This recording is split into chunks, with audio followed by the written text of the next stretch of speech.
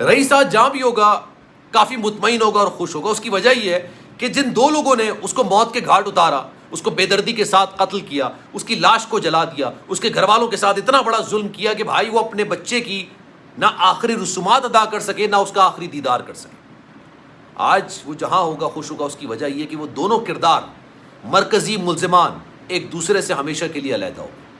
یہ بات میں آج آپ کو وثوق کے ساتھ کہہ سکتا ہوں کہ آمنہ اور فرحان ان دونوں نے ایک دوسرے سے مکمل طور پر لا تعلقی اور علیحدگی اختیار کر لی.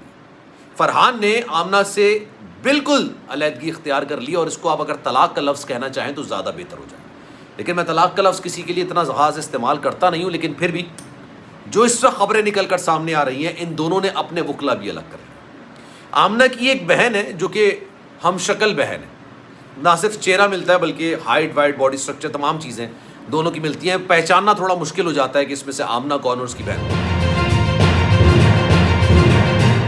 بسم اللہ الرحمن الرحیم. السلام علیکم, آپ سبھی کو خوش آمدید. میں ہوں سلمان مرزا اور آپ دیکھ رہے ہیں میرا یوٹیوب چینل اور Facebook page sum up with Salman Mirza. جناب کیسے ہیں آپ لوگ؟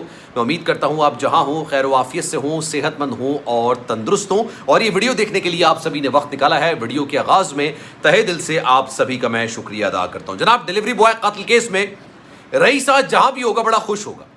یہ بات میں اس لیے کہہ رہا ہوں کہ جن لوگوں نے مل کے اس کو اس دنیا سے بھیجا ہے, جنہوں نے بے دردی کے ساتھ اس کو قتل کیا, نہ صرف قتل کیا اس کی لاش تک کو جلا دیا, اس کے گھر والوں پر اتنا بڑا ظلم کیا کہ وہ اس کی آخری رسومات بھی ادا نہیں کر سکے, اپنے بچے کو لحد میں نہیں اتار سکے, ان کا آخری دیدار نہیں کر سکے. اتنا بڑا ظلم کرنے والے آمنہ اور فرحان یہ دونوں اب علیحدگی اختیار کر چکے ہیں. آج میں آپ کو بڑے وثوق کے ساتھ یہ خبر دے رہا ہوں کہ جناب آمنہ اور فرحان جو کہ ایک دوسرے کی شکل دیکھنے کو روادار نہیں ہے. اس کی وجہ یہ ہے کہ آمنہ نے شاید فرحان کو آدھی سٹوری بتائی اور آدھی بتائی نہیں. فلم جو دکھائی وہ انٹرول سے پہلے کی دکھائی نہیں, بعد کی دکھا دی. بعد میں یہ دکھایا کہ جناب ایک ڈیلیوری بوائے ہے اور اس کے گھر میں ڈیلیوری کرنے کے لیے آتا ہے, اور ڈیلیوری کرنے آنے کے ساتھ وہ اس کے ساتھ چھیڑ چھاڑ کرتا ہے, بدتمیزی کرتا ہے, آگے پیچھے ہاتھ لگاتا ہے. کوئی بھی شوہر یہ سنے گا وہ آپا اس کا کھو دے گا.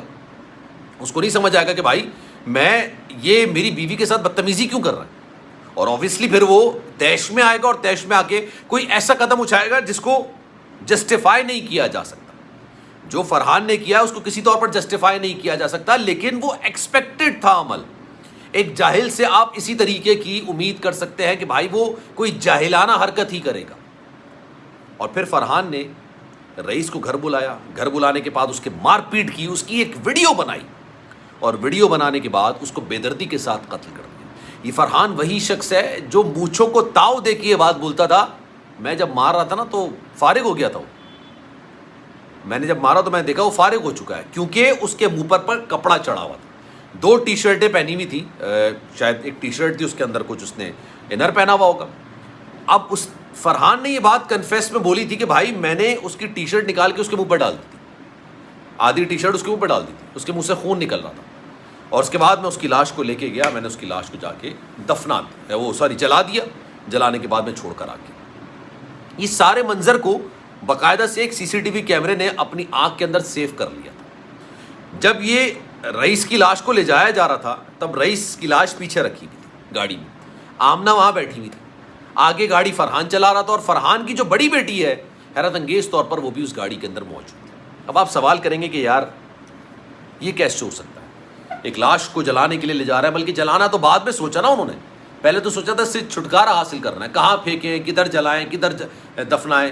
تو بیٹی کو کون ساتھ لے کے جائے گا, بچوں کے سامنے جرم کون کرے گا. بات لاجیکل ہے, سوال بھی لاجیکل ہے, لیکن بھائی لاہور جو ایریا ہے نا آدھے سے زیادہ کنٹونمنٹ ایریا. میں جب بھی لاہور جاتا ہوں, لاہور آتا ہوں, تو اس وقت میں دیکھتا ہوں کہ یار بیشتر جگہوں پر ناکے لگے ہوئے ہوتے ہیں, گاڑیوں کی چیکنگ ہو رہی ہوتی ہے. چیکنگ ان اے سینس کہ گاڑی کے ڈرائیور کو کہتے ہیں کاغذات دکھائیں, گاڑی کے اندر دیکھتے ہیں, اکثر مجھ سے سوال جواب کر لیتے ہیں. تو جب آپ کوئی جرم کرنے جا رہے ہوتے ہیں نا, تو اگر آپ فیملی بٹھا لیتے ہیں اپنے ساتھ, تو کنٹونمنٹ ایریا میں یا اسنیپ چیکنگ کے دوران یا پولیس نے جہاں ناکے لگائے ہوتے ہیں وہ گاڑی کو جانے دیتے ہیں, روکتے نہیں. یہ بڑا سمپل سا فارمولا ہوتا ہے. فرحان نے بھی اپنا دماغ اس حد تک استعمال کیا کہ میں گاڑی میں اس کی لاش کو جلانے کے لیے لے کے جا رہا ہوں, تو ظاہر سی بات ہے میں اپنے ساتھ فیملی بٹھاؤں, اپنی بیٹی بٹھاؤں, اپنی بیوی بٹھاؤں. اور جب اس کی گاڑی کو جب باہر سے پتہ چل جاتا ہے کہ یار آگے بچی بیٹھی ہوئی ہے تو فیملی ہی ہوگی, تو پھر جو قانون نافذ کرنے والے ادارے ہیں نا وہ پھر اندر تاکہ جھانکی نہیں کرتے ہیں, وہ جانے دیتے ہیں. یہ بات میں نہیں کہہ رہا, یہ بات خود فرحان نے بولی کہ پھر میں نے جا کے جی ٹی روڈ پر اس کو جا کے اس کی لاش کو جلا دیا تھا. آج جو خبر کنفرمیشن کے ساتھ نکل کر سامنے آ رہی ہے, فرحان اور آمنہ یہ دونوں ایک دوسرے سے علیحدگی اختیار کر چکے ہیں. پچھلے دنوں غالباً 27 تاریخ کو ان کی پیشی تھی, 2 دن پہلے. پیشی کے دوران جب عدالت کے اندر سماعت نہیں چل رہی تھی, مطلب ان کے کیس کی آواز نہیں لگائی تھی, کسی اور کیس کی سماعت چل رہی تھی, تب یہ دونوں باہر بیٹھے ہوئے تھے.